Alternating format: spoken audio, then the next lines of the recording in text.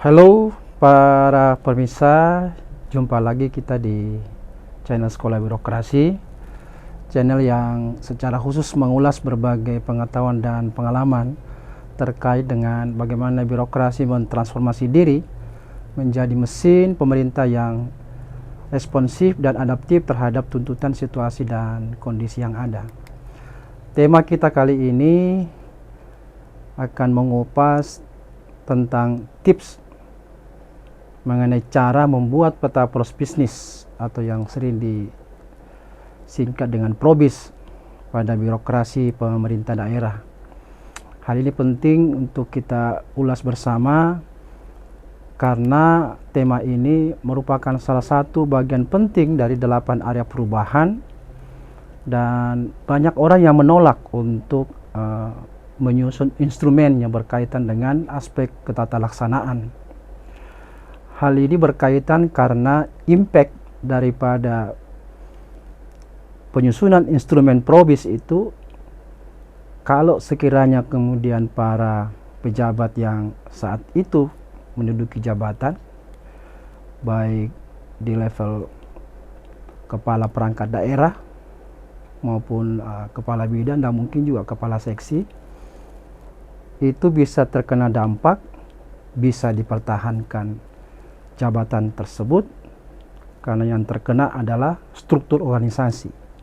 Bisa juga bisa hilang, baik karena dilebur atau mungkin memang dihilangkan sama sekali. Nah, pedoman mengenai penyusunan tata laksana ini, selain memang salah satu di antara 8 area perubahan, yaitu organisasi, penataan peraturan perundangan, manajemen SDM aparatur, kemudian peningkatan kualitas akuntabilitas, pelayanan publik, pola pikir dan budaya, serta pengawasan. Dan terakhir ini tata laksana. Dia merupakan sebuah kegiatan yang memiliki dampak luas terhadap area yang lainnya. Ada perbedaan mendasar titik penekanan penyusunan peta poros bisnis sebagai instrumen ketatalaksanaan ini dibandingkan dengan roadmap reformasi birokrasi tahun 2015 dan 2019. 2015-2019 itu disusun itu dengan hasil yang diharapkan terbangunnya sistem, proses dan prosedur kerja yang jelas, efektif, efisien, terukur, dan sesuai dengan prinsip-prinsip tata kelola pemerintahan yang baik. Namun pada roadmap reformasi birokrasi untuk tahun 2020 sampai 2024 itu hasil yang diharapkan adalah peningkatan kualitas layanan pemerintah yang berbasis elektronik. Jadi yang baru itu basisnya pada elektronik. Ada peningkatan penerapan tata laksana berbasis elektronik dan diharapkan juga terwujudnya tata kelola pemerintahan yang efektif dan efisien, transparan, serta akuntabel. Jadi perbedaan mendasar ketatalaksanaan di era 5 tahun sebelumnya dibandingkan yang 5 tahun ke depan ini dan sementara berjalan itu adalah penekanan pada pemanfaatan teknologi informasi dan komunikasi. Nah, peraturan mengenai bagaimana pentingnya peta poros bisnis ini itu sudah sangat banyak. Kita bisa lihat di Undang-Undang Nomor 30 Tahun 2014 tentang administrasi pemerintahan. Kemudian juga ada Peraturan Presiden Nomor 81 Tahun 2010 mengenai Grand Design Reformasi Birokrasi 2010-2025 yang kemudian itu diterjemahkan ke dalam kerangka waktu 5 tahunan. Dan untuk tahun 2020 sampai 2024 itu diatur dalam Permenpan RB nomor 25 tahun 2020 tentang roadmap reformasi birokrasi 2020-2024. Kemudian ditindaklanjuti dengan Permenpan RB nomor 26 tahun 2020 yang berisi mengenai pedoman evaluasi RB instansi pemerintah. Nah, mengenai bagaimana pedoman pelaksanaannya itu memang sudah diterbitkan sejak tahun 2019 di dalam Permenpan nomor 19 tahun 2018 mengenai penyusunan peta proses bisnis instansi pemerintah, yang kemudian setelah itu dilanjutkan dengan terbitnya Permenpan RB nomor 20 tahun 2018 mengenai penataan kelembagaan. Jadi kedua Permenpan ini saling kait mengait, mendukung satu dengan yang lainnya.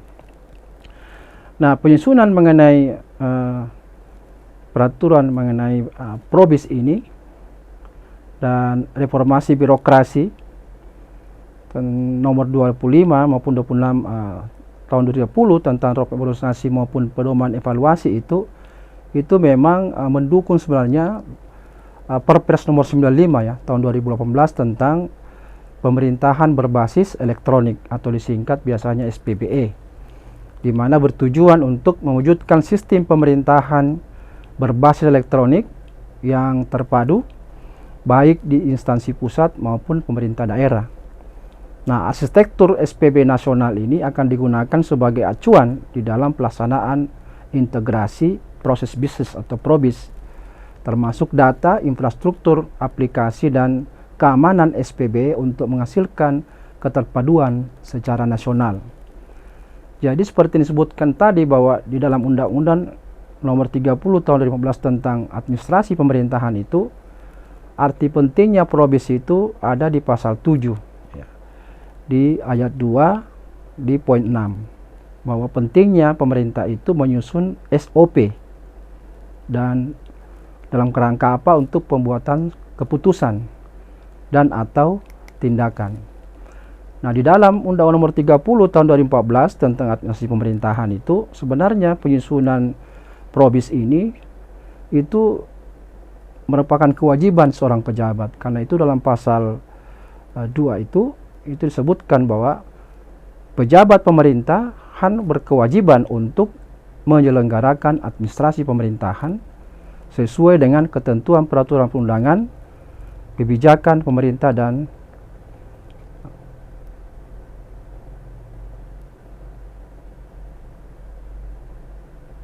ya. Dan di ayat 2 di pasal 2 itu juga menyebutkan bahwa pejabat pemerintah itu memiliki kewajiban untuk menyusun SOP ya, dalam kerangka untuk pembuatan keputusan atau tindakan.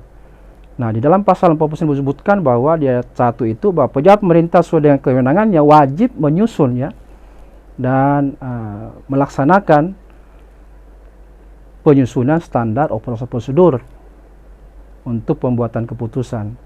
Dan jelas-jelas di bab 12 itu ada sanksi administratif, khususnya di pasal 80, bisa berupa ringan, bisa sedang, dan bisa berat gitu.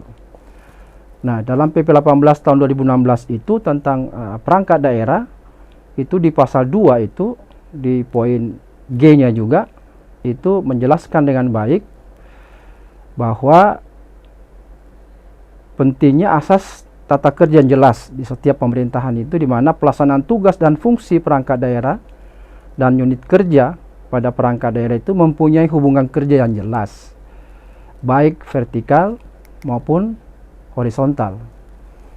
Dan itu kita lihat di dalam Permenpan nomor 19 tahun 2018 tentang penyusunan peta proses bisnis itu, maka di pasal 2 jelas sekali dinyatakan bahwa penyusunan peta proses bisnis merupakan acuan bagi instansi pemerintah untuk menggambarkan hubungan kerja, jadi punya korelasi dengan PP 18 tadi, yang efektif dan efisien antar unit organisasi untuk menghasilkan kinerja sesuai dengan tujuan pendirian organisasi, agar menghasilkan keluaran yang bernilai tambah bagi pemangku kepentingan. Nah, tentu harapannya dengan penyusunan probis ini diharapkan bahwa setiap instansi pemerintah itu mampu melaksanakan tugas dan fungsi secara efektif dan efisien, mudah mengkomunikasikan baik kepada pihak internal maupun eksternal mengenai proses bisnis yang dilakukan untuk mencapai visi, misi, dan tujuan. Nah, itu yang sangat penting berkaitan dengan apa yang dicantumkan di dalam Permenpan nomor 19 tahun 2018 tentang penyusunan peta proses bisnis instansi pemerintah. Nah, khusus di dalam pelaksanaan reformasi birokrasi 2020-2024 ini, di dalam tujuan, sasaran dan strateginya itu dijelaskan yang punya keterkaitan dengan proses-proses bisnis ini adalah tujuan yang kedua, yaitu terciptanya birokrasi yang capable. Nah, birokrasi yang capable ini itu memiliki dua sasaran.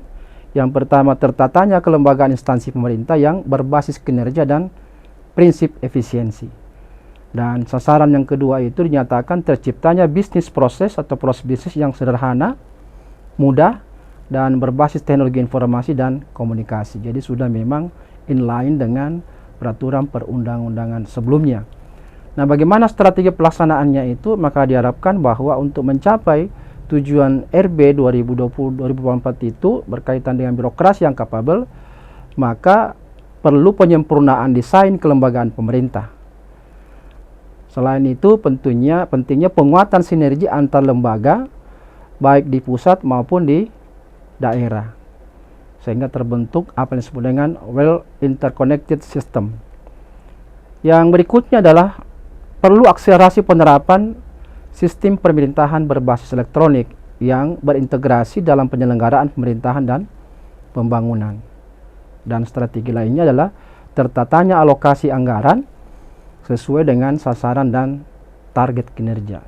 Jadi memang dengan Probis ini akan dibutuhkan memang sejumlah anggaran agar benar-benar menjadi perhatian dari setiap pimpinan di daerah. Nah, Probis ini berkaitan erat dengan aspek penyederhanaan pelayanan birokrasi. Karena itu sasaran daripada Probis berkaitan dengan pelayanan ini tidak hanya menyangkut mereka-mereka yang berperan di back office atau di belakang meja, maupun mereka-mereka yang berperan di terdepan atau front office. Karena apa? Jika ini kemudian terjadi mekanisme hubungan kerja inter dan antar organisasi, sehingga ada kepastian mengenai mesin birokrasi itu bagaimana bekerja untuk melayani masyarakat di dalam kaitan dengan pelayanan publik. Akibatnya, mereka-mereka yang berhubungan langsung dengan customer itu akan merasakan bahwa customernya itu akan terlayani, ada perasaan hospitality, ya, perasaan nyaman, ada pelayanan langsung kepada masyarakat. Nah, bagaimana struktur berpikir Probis ini? Itu kita bisa lihat dalam 3 layer ya. Pertama, di puncak tentu kebijakan. Di tengah tentu proses. Kebijakan berupa input dan prosesnya untuk mengolah input itu, dan kemudian bagaimana ada aspek prosedur yang disusun sedemikian rupa yang akan menata seperti apa proses itu bisa berlangsung secara harmonis. Nah, jadi di sini kita lihat ada 3 tingkatan. Di kebijakan itu berisi tentang visi misi, rencana, strategis. Sedangkan di proses itu berisi tentang proses utama yang akan diperankan oleh OPD, baik OPD itu akan berperan sebagai OPD utama atau proses pendukung utama, maupun dia merupakan OPD yang mendukung ya OPD utama dalam upaya mencapai target-target yang sudah dibebankan di dalam dokumen perencanaan.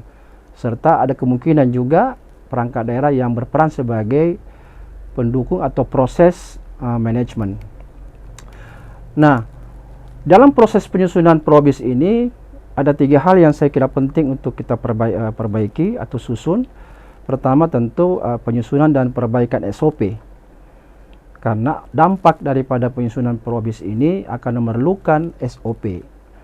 Baik SOP yang berkaitan dengan bagaimana menata hubungan antar perangkat daerah, yang nanti akan disebut dengan SOP makro, dan bagaimana relasi kerja antar di dalam organisasi perangkat daerah yang akan disebut dengan SOP mikro. Nah, ini yang harus disusun sebagai dampak daripada penataan peran masing-masing perangkat daerah agar supaya nanti bekerja sesuai dengan peran masing-masing. Yang kedua tentu menyusun mengenai struktur organisasi. Nah, setelah itu kemudian akan berdampak kepada bagaimana penyusunan perbaikan uraian pekerjaan tentu yang akan ditindaklanjuti dalam bentuk anis jabatan, evaluasi jabatan, peta jabatan, dan seterusnya. Itu konsekuensi yang akan terjadi ketika peta proses bisnis itu disusun. Nah, jadi kita bisa lihat bahwa bagaimana menyusun probis ini tentu berangkat dari mandat kelembagaan atau mandat daerah yang diberikan oleh pemerintah pusat yang harus kita cermati, sehingga itu kemudian dijadikan sebagai dasar di dalam pembentukan perangkat daerah di dalam penyusunan peta pros bisnis.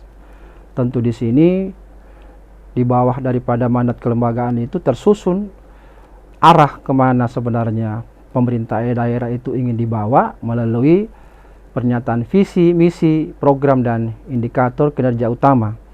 Nah, ini yang kemudian dicoba untuk dibagi dua. Pertama terkait dengan bagaimana bisnis prosesnya atau proses tata laksananya yang kemudian menghasilkan hubungan tata kerja antar perangkat daerah. Lalu kemudian di bawahnya bagaimana menyusun SOP, ya kan, dan menyusun adanya kesepakatan seperti apa prosedur pelaksanaan pekerjaan antar perangkat daerah.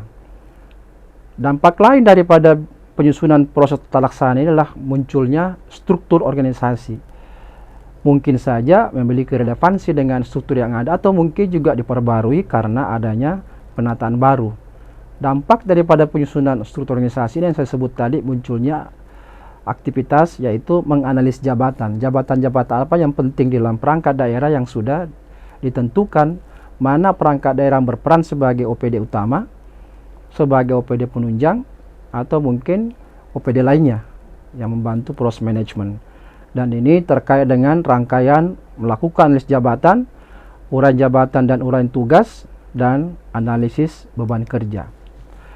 Jadi kalau kita lihat sebenarnya penyusunan peta pros bisnis ini maksudnya itu sebagai acuan ya di dalam penyusunan berbagai organisasi perangkat daerah yang diharapkan akan mampu menjadi kendaraan yang baik untuk tercapainya target-target yang sudah ditentukan di dalam RPJMD. Nah, probis juga ini merupakan bagian daripada penjabaran visi, misi, tujuan, dan renstra. Karena itu tidak bisa kita menyusun probis ketika belum selesai RPJMD-nya. Dan yang ketiga saya kira adalah bermaksud agar hubungan kerja yang efektif dan efisien itu bisa dicapai melalui penyusunan peta pros bisnis yang baik. Tujuannya tentu adalah terjadinya pelaksanaan tugas dan fungsi yang lebih efektif dan efisien di dalam pelaksanaannya. Dan probis juga ini merupakan sebuah cara bagaimana mengkomunikasikan visi misi dan tujuan yang lebih mudah karena sudah terurai dengan baik. Dan yang tujuan lain saya kira adalah pentingnya dokumentasi yang rinci bisa dilakukan sebagai akibat daripada pembagian kerja yang bisa tertata dengan baik disertai korelasi hubungan yang baik. Jadi ada beberapa kelebihan dan keuntungan dengan adanya penyusunan peta pros bisnis ini. Di antaranya merupakan sebuah pedoman dalam pelaksanaan tugas dan fungsi secara efektif dan efisien. Yang kedua saya kira kelebihannya ini akan mampu menyusun standar pelaksanaan pekerjaan sehingga tidak ada lagi keraguan dan perbedaan persepsi mengenai standar-standar pekerjaan. Yang ketiga itu akan mampu menggambarkan logika prosesnya secara lebih eksplisit dan kaya arti sehingga siapapun yang membaca peta pros bisnis itu akan dapat memahami dan memaknai artinya tanpa ada interpretasi ganda. Berikutnya saya kira keuntungannya akan ada hasil peta pros bisnis yang disusun menjadi sebuah dokumen yang terintegrasi yang akan mudah diakses karena nanti seperti dikatakan di awal itu memang berbasis pada penggunaan elektronik. Nah, hasil peta pros bisnis ini merupakan aset pengetahuan khususnya dalam kaitan dengan pengambilan keputusan yang strategis. Dan terakhir saya kira kelebihannya itu dapat langsung diotomatisasi dan dieksekusi karena menggunakan bantuan teknologi informasi dan komunikasi. Jadi manfaat probis ini adalah potensi masalah yang akan ada itu atau mungkin muncul ya, itu mudah dilihat potensi-potensi masalah yang ada di dalam pelaksanaan suatu proses sehingga solusi penyempurnaan dari proses itu bisa lebih terarah. Nah, jadi ada kesalahan memang yang seringkali dilakukan oleh pemerintah daerah itu ketika menyusun struktur organisasi karena beberapa tahapan-tahapan yang harus dilewati sebagai sebuah keharusan itu diloncati gitu ya. Misalnya setelah membaca mandat, itu langsung melakukan lompatan proses ke arah penyusunan struktur. Lalu kemudian langsung setelah itu menyusun uraian jabatan dan spesifikasi jabatan. Ini yang menyebabkan efektivitas fungsi daripada perangkat daerah itu tidak terjadi. Akibatnya tidak ada harmonisasi bagaimana sebuah program itu yang ketika program tersebut yang menjadi prioritas pemerintah daerah itu harus dikerjakan bersama oleh OPD, tetapi tidak ada SOP-nya, ya, tidak ada mekanisme kerja yang memperkuat bagaimana hubungan mereka terjadi sehingga lebih harmonis dan tujuannya pada pencapaian target-target yang sudah ditentukan. Nah, ada kesalahan yang biasa yang dilakukan oleh pemerintah daerah di mana pada saat penyusunan struktur organisasi itu banyak tahapan-tahapan yang dilampaui sehingga malah terjadi disharmonisasi akibat daripada tahapan-tahapan tersebut yang tidak dilakukan. Misalnya setelah memaknai mandat dan biasanya tertuang di dalam Undang-Undang Tentu 23 dan 14 tentang pemerintahan daerah, di mana di sana tertuang mengenai kewenangan-kewenangan apa saja yang menjadi kewenangan distributif dari pemerintah pusat kepada pemerintah daerah. Setelah memahami mandat, kemudian mereka langsung menyusun struktur. Setelah menyusun struktur, kemudian mereka menyusun uraian jabatan dan spesifikasi jabatan. Akibatnya, OPD itu tidak jelas apa perannya sebenarnya. Nah, inilah pentingnya penyusunan peta proses bisnis karena akan diurai dengan baik dan menjadi jembatan yang sangat baik sehingga struktur organisasi yang dibangun itu betul-betul bisa ditentukan dengan baik sejak awal dan mereka itu berperan sebagai apa dalam konteks menyukseskan program yang tertuang di dalam RPJMD. Karena itu penyusunan proses bisnis itu memang dimulai dari mandat, tetapi setelah mandat harus dirumuskan seperti apa desain organisasi yang kita butuhkan agar program-program prioritas yang kita tuangkan dalam RPJMD itu selama 5 tahun itu tepat pemanfaatannya, tepat di dalam pelaksanaannya, karena memang sejak awal sudah ditentukan seperti apa desain organisasi yang tepat. Nah, setelah itu baru kita bicara mengenai proses bisnis. Berarti kita bicara mengenai ada berapa program prioritas yang kemudian harus dijalankan oleh perangkat-perangkat daerah mana saja. Sehingga kita bisa tentukan bahwa perangkat daerah tersebut berperan sebagai perangkat daerah utama yang bertanggung jawab terhadap pencapaian program prioritas selama 5 tahunan. Dan perangkat daerah mana yang berperan sebagai perangkat daerah pendukung atau penunjang. Penunjang dalam artian di sini bukan berarti klasifikasinya kelasnya di bawah daripada OPD utama, tetapi sama kedudukannya, cuman peran yang berbeda. Ada yang ditugasi langsung untuk bertanggung jawab untuk mencapai target-target, tetapi tidak akan mungkin tercapai tanpa bantuan OPD penunjang atau pendukung. Misalnya saja, siapa yang mengingkari arti pentingnya misalnya badan perencanaannya dan pembangunan daerah. Bagaimana misalnya badan kepegawaian daerah, bagaimana misalnya badan pengelolaan sumber daya manusia atau badan pengelolaan keuangan daerah, itu kan penting-penting semua. Jadi hanya karena perannya dia sehingga kita kategorikan mereka sebagai OPD penunjang, tetapi derajatnya sama tapi peran yang berbeda.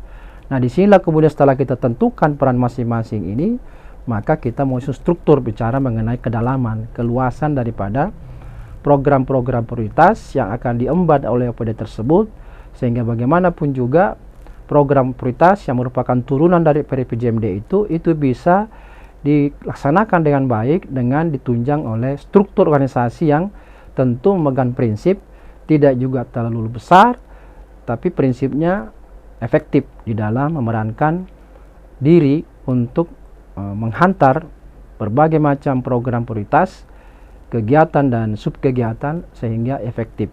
Dengan demikian tentu perangkat daerah yang memang tidak mengambil peran di dalam pencapaian target-target di dalam RPJMD itu ya sebaiknya dilebur saja atau mungkin ditiadakan.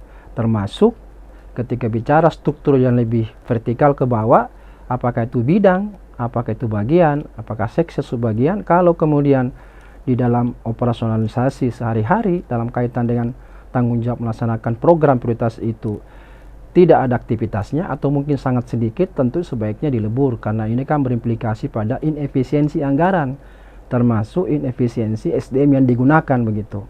Nah, inilah pentingnya penyusunan struktur organisasi. Nah, setelah itu baru kita mulai melangkah ke anes jabatan. Jadi jangan langsung ke uraian jabatan, tapi anes jabatan. Di situ akan dipetakan dengan baik struktur-struktur itu, jabatan-jabatan apa saja yang dibutuhkan. Lalu kemudian diurai, yang akan jelas sebenarnya apa saja fungsi dan tugas daripada jabatan-jabatan yang sudah ditentukan itu, termasuk spesifikasi jabatan yang dibutuhkan. Nah, ini yang kemudian jika ini tertata dengan baik, maka akan menghasilkan adanya harmonisasi antar perangkat daerah dan harmonisasi intra perangkat daerah.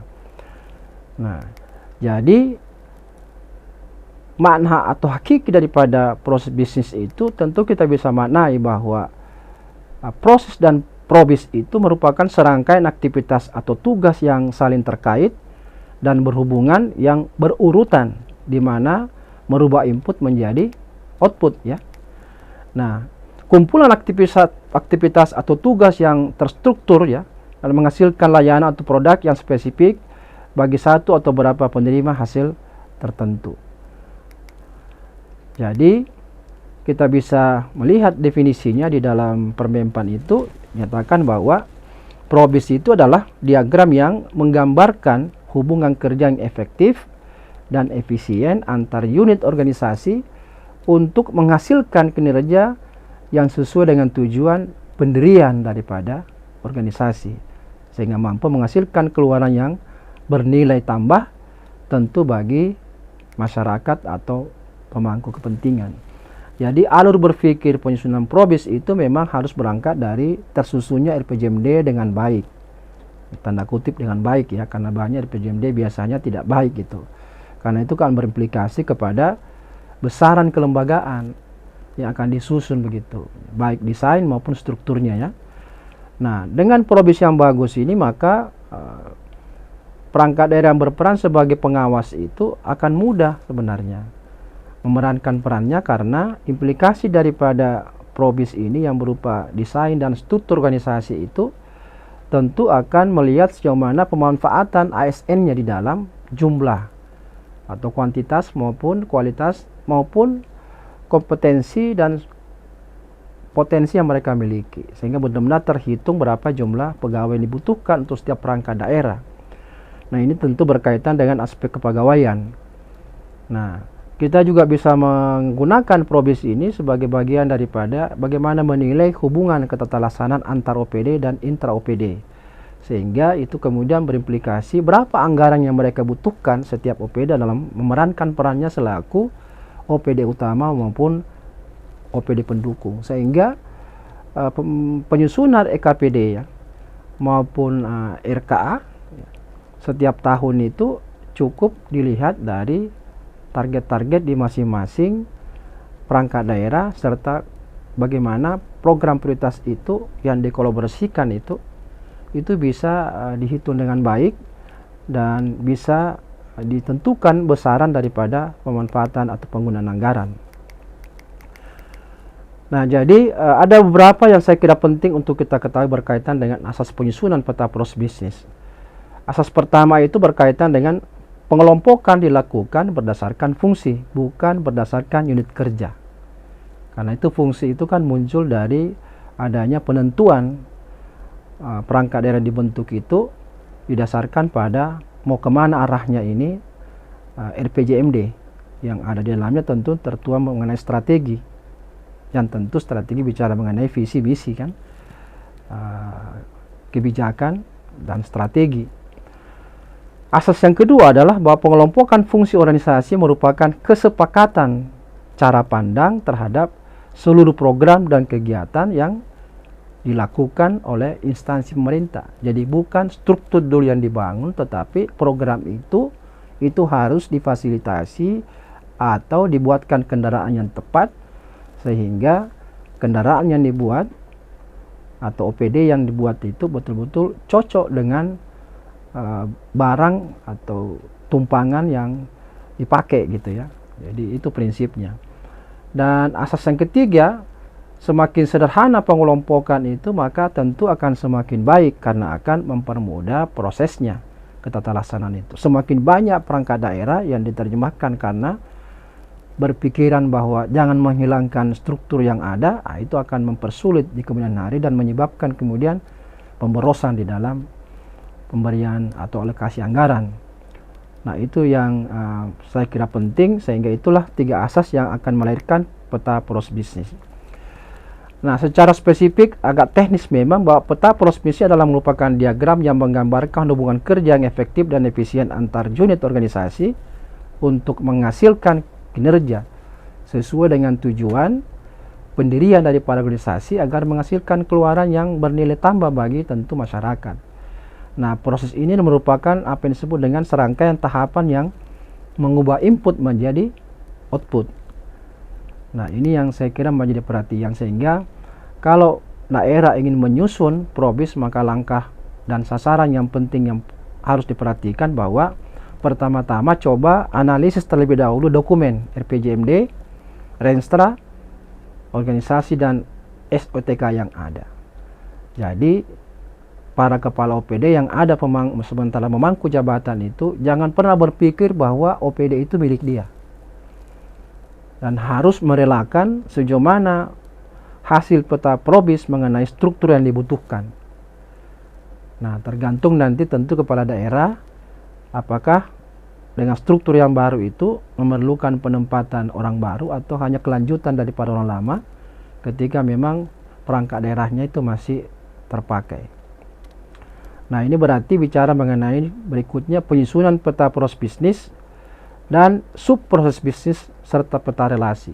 Jadi probis itu ada 2, probis yang menyangkut secara keseluruhan OPD yang disebut dengan probis instansi, dan probis di dalam internal OPD. Itu yang saya katakan di awal tadi bahwa tujuan probis ini menata ketata laksanaan sehingga tercipta harmonisasi baik antar OPD maupun intra OPD. Karena itu memerlukan probis antar OPD dan probis di dalam OPD. Dan supaya lebih harmonis lagi, maka harus disusun bagaimana standar operasi prosedur antar perangkat daerah dan disebut dengan SOP makro, dan bagaimana SOP di dalam OPD disebut dengan SOP mikro. Nah, setelah penyusunan peta poros bisnis dan peta subproses maupun peta relasi itu, maka langkah berikutnya adalah tentu bagaimana finalisasi peta proses dan subproses serta peta relasi. Nah, ini penting supaya ada harmonisasi, dan setelah itu diperlukan lagi penyusunan peta lintas fungsi. Nah, ini penting ya. Setelah kita susun peta lintas fungsi, perlu kita lanjutkan dengan finalisasi peta lintas fungsi, sehingga tidak lagi kerja-kerja itu lintas fungsi yang menyebabkan kekacauan di dalam pelaksanaan sebuah kegiatan maupun program. Setelah itu baru melangkah ke tahapan pengesahan peta poros bisnis. Kalau ini sudah selesai semua, maka pihak yang melaksanakan kegiatan ini harus mensosialisasi probis ini ke seluruh perangkat daerah mengenai arah perubahan daripada perangkat daerah, sehingga semua orang dalam pemerintah daerah itu memahami seperti apa perangkat daerah yang dibangun itu dalam kerangka untuk mensukseskan pedoman atau mensukseskan perencanaan yang sudah tertuang di dalam RPJMD. Nah, kalau sudah lakukan, maka langkah terakhir adalah bagaimana memberikan laporan tentu kepada gubernur kalau di provinsi, bupati, wali kota untuk kabupaten dan kota. Nah, jadi jenis peta poros bisnis itu seperti saya katakan tadi, tentu kita bicara mengenai gambar peta dan level atau tingkatan peta. Jadi kalau kita dalam RPJMD itu visi, misi dan tujuan itu diturunkan ke dalam sasaran strategis. Jadi starting point penyusunan gambar peta maupun tingkatan peta itu dimulai dari sasaran strategis yang tertuang di dalam RPJMD ya. Sehingga tercipta apa yang disebut dengan peta proses dan peta proses bisnisnya. Nah, di bawah biasanya sasaran strategis itu ada arah kebijakan. Nah, itu biasanya akan berimplikasi pada peta proses bisnis di level mana ya. Karena biasanya kalau secara strategis itu dalam bahasa teknisnya disebut dengan peta proses bisnis level 0. Nah, di bawahnya itu adalah peta proses bisnis level 1 ya. Gitu berangkat dari arah kebijakan. Tetapi berkaitan dengan peta proses bisnis itu langsung ke program ya. Kalau kita lihat di gambar petanya itu, jadi di bawah arah kebijakan itu ada program. Nah, itu akan melahirkan dalam gambar disebut dengan peta subproses. Sementara di tingkatan peta itu disebut dengan peta proses bisnis level tergantung berapa kedalaman daripada probis tersebut akan dibangun atau dibuat. Dan di bawah program itu namanya kegiatan. Nah, kegiatan inilah dalam gambar peta disebut dengan peta lintas fungsi ya. Sedangkan di dalam tingkatan peta itu kelanjutan daripada peta proses bisnis yang di atasnya. Nah, jadi ketika kita membahas mengenai peta proses bisnis, maka kita akan melihat bagaimana peta hubungan antara pelaku dan proses, yang disebut dengan peta hubungan. Kemudian bagaimana hubungan antara aktivitas dengan pelaku, itu disebut dengan peta lintas fungsi. Dan bagaimana hubungan proses dengan proses, itu disebut dengan subproses atau bisnis proses. Jadi bisnis proses atau subbisnis proses itu merupakan peta yang menggambarkan hubungan antara proses dengan proses. Sedangkan peta lintas fungsi itu merupakan peta yang menggambarkan hubungan antara proses dengan aktivitas. Sedangkan peta hubungan itu merupakan peta yang menggambarkan hubungan antar pelaku dengan proses. Nah, jadi kerangka pengembangan proses bisnis ini tentu akan menghasilkan bagaimana alur kerja yang dibutuhkan untuk menjalankan sasaran utama bisnis. Yang kemudian alur kerja utama ini kemudian disusun dalam bentuk subproses yang berisi tentang serangkaian alur kerja yang logis, berhubungan dan sekuensial untuk membuat satu bagian atau proses makro. Nah, ketika subproses ini diturunkan lagi, itu menjadi lintas fungsi yang akan menghasilkan SOP makro. Dan ini berisi mengenai bagian-bagian di dalam satu proses bisnis antar OPD di dalam rangka daerah di tingkat provinsi maupun kabupaten maupun wali kota. Nah, bagaimana lintas fungsi ini kemudian diturunkan ke dalam tugas? Nah, ini disebut dengan SOP mikro. Nah, ini merupakan sebuah tahapan yang berisi langkah-langkah detail untuk melaksanakan suatu aktivitas. Di sini setiap unit kerja akan mandiri, apakah itu berupa kerja mandiri maupun bagian daripada organisasi induk ya. Tapi harus tetap memiliki proses bisnis. Jadi probis ini kita akan membagi tiga menjadi proses inti yang disebut dengan proses yang menciptakan aliran utama, di mana proses inti ini akan memenuhi kriteria sebagai berikut. Dia harus berperan langsung di dalam memenuhi kebutuhan pengguna eksternal dan internal yang pemerintah. Yang kedua, dia harus memiliki tentu pengaruh langsung terhadap keberhasilan instansi pemerintah dalam mencapai visi, misi, dan strategi organisasi. Dan yang ketiga, proses inti ini yang kita sebut dengan perangkat daerah utama itu dia harus mampu memberikan respon langsung terhadap permintaan dan memenuhi kebutuhan daripada masyarakat atau user. Nah, kelompok OPD kedua adalah proses pendukung atau manajerial. Nah, ini merupakan sebuah OPD yang memang berperan untuk mengelola secara operasional dari sebuah sistem dan memastikan bahwa proses inti itu atau OPD utama itu berjalan dengan baik. Nah, proses pendukungnya dukungannya ini harus memenuhi kriteria antara lain harus memenuhi kebutuhan pengguna internal serta memberikan dukungan atas aktivitas daripada perangkat daerah yang ditunjuk sebagai OPD utama. Nah, ada yang satu namanya proses lainnya itu merupakan proses yang tidak memiliki kaitan langsung dengan proses inti, namun juga menghasilkan nilai manfaat bagi pemangku kepentingan eksternal. Nah, proses ini biasanya memiliki kriteria yang memungkinkan aktivitas pada proses berjalan jauh lebih optimal. Nah, saya kira ini hal yang sangat penting dan sangat teknis, tetapi yang jelas bahwa probis ini bukan sekali dibuat kemudian selesai, tetapi harus terus-menerus dievaluasi, dimonitor sejauh mana efektivitas daripada pemanfaatan daripada probis ini. Sehingga bisa dikatakan bahwa dokumen peta poros bisnis merupakan peta poros bisnis yang dinamis, yang perlu dievaluasi dan dipantau relevansinya dan efektivitasnya.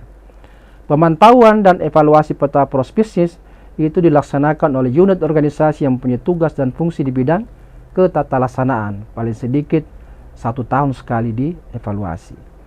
Dalam hal ini tentu kalau di provinsi biro organisasi, kalau di kabupaten kota tentu bagian organisasi.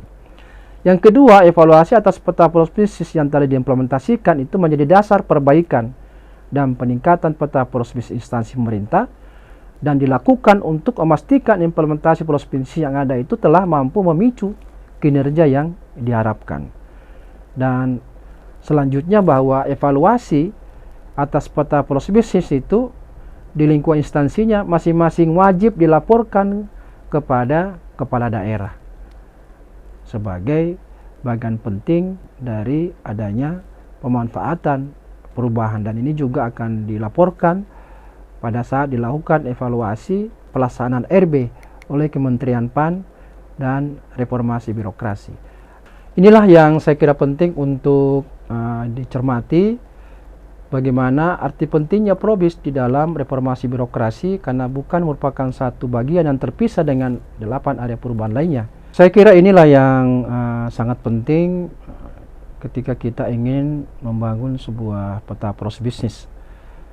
Walaupun dia merupakan salah satu area dalam reformasi birokrasi, namun implikasinya sangat luas terhadap area atau bidang-bidang lain di dalam pengungkit pelaksanaan daripada reformasi birokrasi. Karena itu, sekali lagi saya mengingatkan bahwa ketika menyusun Probis ini, maka semua perangkat daerah, para pejabatnya harus membuang dalam pikirannya bahwa implikasi daripada Probis ini akan mempengaruhi jabatannya. Jika ini yang menjadi dominan, maka akan mempengaruhi tentu struktur reformasi birokrasi, khususnya berkaitan dengan struktur organisasi yang dihasilkan. Karena itu cara berpikirnya bahwa penyusunan Probis ini dalam rangka untuk mengefisienkan dan mengefektifkan kinerja daripada pencapaian kinerja daripada perangkat daerah, sehingga berujung pada pencapaian visi misi dan berbagai program prioritas daripada kepala daerah, di mana para ASN dan para pejabatnya itu bekerja. Saya kira ini yang ingin saya sampaikan, dan saya ingatkan kembali, jangan lupa subscribe channel ini, ditekan tanda loncengnya, lakukan like maupun share channel ini jika Anda memiliki teman lainnya untuk juga berkepentingan untuk menyaksikan konten daripada channel ini. Baik, terima kasih. Salam reformasi birokrasi.